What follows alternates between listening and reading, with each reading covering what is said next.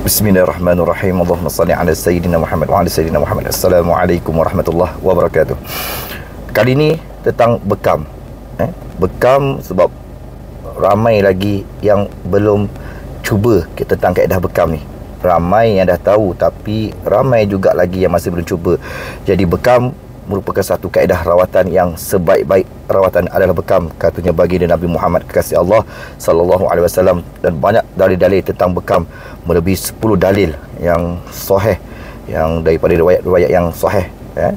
Jadi bagi yang belum bekam, bekam merupakan satu kaedah rawatan yang amat terbaik, yang mana kita mengeluarkan darah-darah kotor, toksin yang kita panggil dami aswad, darah-darah kotor dari badan kita. Dan ada pengalaman saya berkenaan dengan bekam daripada pengakuan gangguan oleh daripada seorang ahli bekam. Daripada gangguan itu mengatakan bahawasanya bekam ini memusnahkan, menghancurkan saki baki ataupun bangsa-bangsa gangguan jin di dalam badan. Tunggukan video itu akan saya upload kemudian. Dan bekam ini kalau bolehlah buatlah sentiasa, kan. Kalau yang dah pernah berbekam, istiqomah, kan. Istiqomah maknanya sentiasa buat 2 minggu sekali, sebulan sekali. Jangan pernah tunggu sampai lama. Yang belum bekam, cubalah berbekam. Moga-moga dalam bekam itu ada barakah, ada manfaat pastinya. Dan ingat, apakah beza antara bekam dengan derma darah?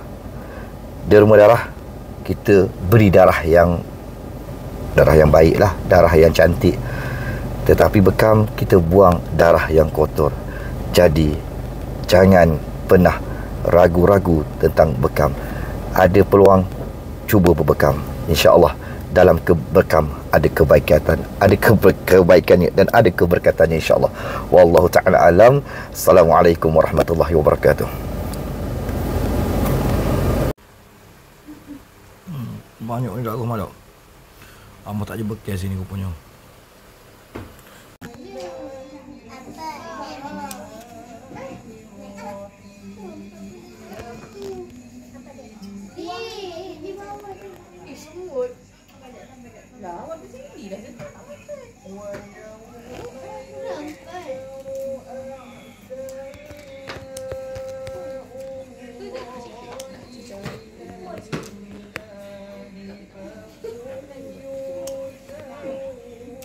Kuat sini.